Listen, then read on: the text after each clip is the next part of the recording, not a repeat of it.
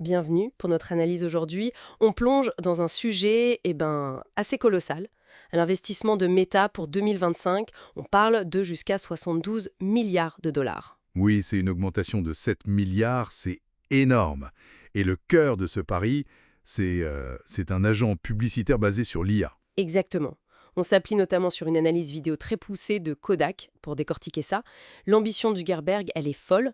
Il veut, je cite, redéfinir ce qu'est la publicité en un agent IA qui délivre des résultats commerciaux mesurables à grande échelle. Rien que ça. C'est ça. L'idée de cet agent IA, en surface, elle a l'air simple.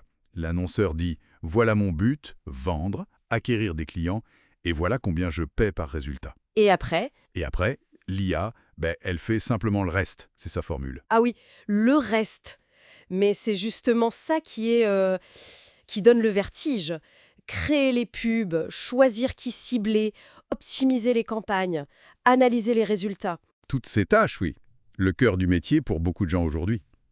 Et Zuckerberg dit même, attention, que l'IA fait déjà mieux pour le ciblage et qu'elle trouve de meilleures options créatives pour pas mal d'entreprises. Donc on change complètement de paradigme là. Complètement.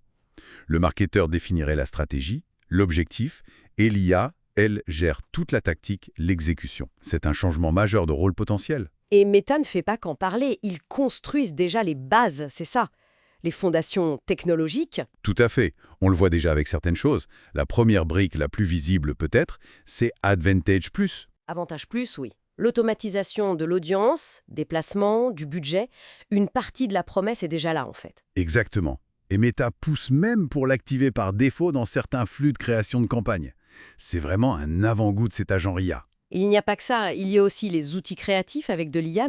Oui, et ça cartonne. Meta dit plus de 30% d'annonceurs qui les ont utilisés au dernier trimestre.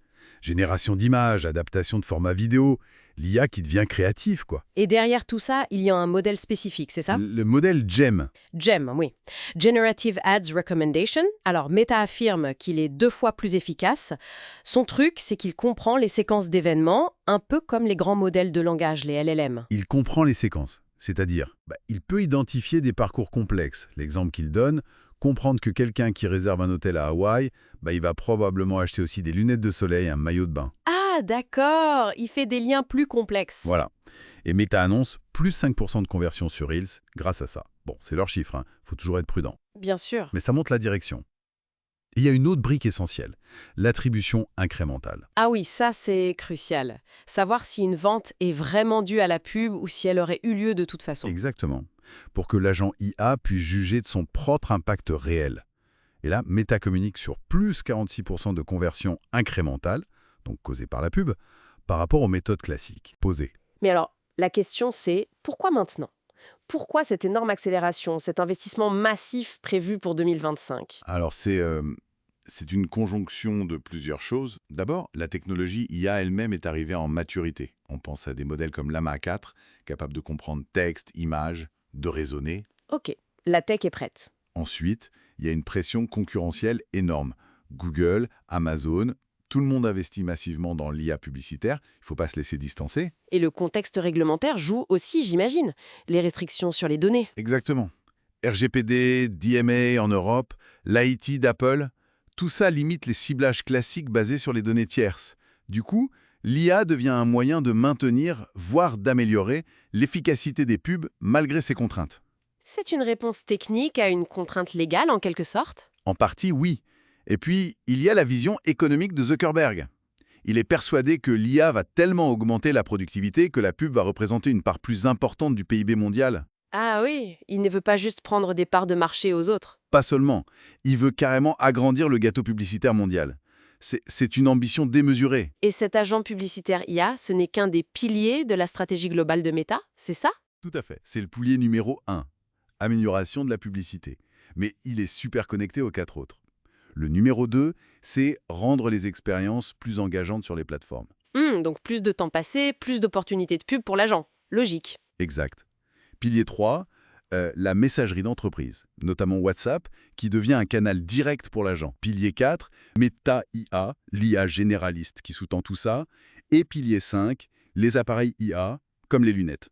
tout s'emboîte. D'accord. Mais alors, quelles conséquences pour les marketeurs si l'IA fait le reste? Leur rôle va être complètement chamboulé, non? C'est la grande question. L'idée qui circule, c'est celle du directeur d'IA.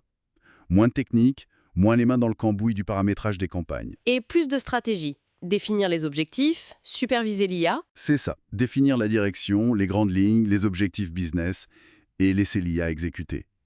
Mais bon, ça soulève plein de questions. Est-ce que les annonceurs sont prêts à lâcher autant de contrôle? La question de la transparence aussi, j'imagine, comprendre ce que fait l'IA, s'assurer qu'elle respecte l'image de marque. Évidemment. Et puis, il y a les défis pour Meta elle-même. C'est pas gagné d'avance. Ah non, quels sont les obstacles? D'abord, le défi technique est colossal.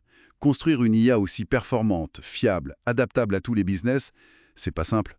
Ensuite, il faut l'intégrer avec les systèmes des annonceurs, comprendre leur stock, leurs marges. Le contexte business spécifique à chacun. Voilà. Trouver le bon équilibre entre l'autonomie de l'IA et le contrôle humain nécessaire. Et puis, il y a toujours la réglementation. La CFO de Meta a elle-même averti que le DMA européen pourrait commencer à mordre sur les revenus dès la fin 2025. C'est une épée de Damoclès. Donc pour résumer, on a Meta qui met sur la table une somme folle, jusqu'à 72 milliards en 2025, pour parier sur un futur où l'IA automatise presque tout le processus marketing digital. Les bases sont là. Advantage+, IA créative, j'aime. C'est un pari énorme, oui. Une transformation qui ne se fera pas du jour au lendemain, ce sera progressif, mais c'est profond. Ça va vraiment redéfinir le métier de marketeur, plus faire la stratégie. Comme disait Zuckerberg, cette année va être un moment charnière pour notre industrie. Des IA surpuissantes, comment est-ce que ça pourrait, peut-être très subtilement, influencer nos propres désirs, nos choix de tous les jours, sans même qu'on s'en aperçoive vraiment? C'est une excellente question. Et assez vertigineuse aussi. À méditer.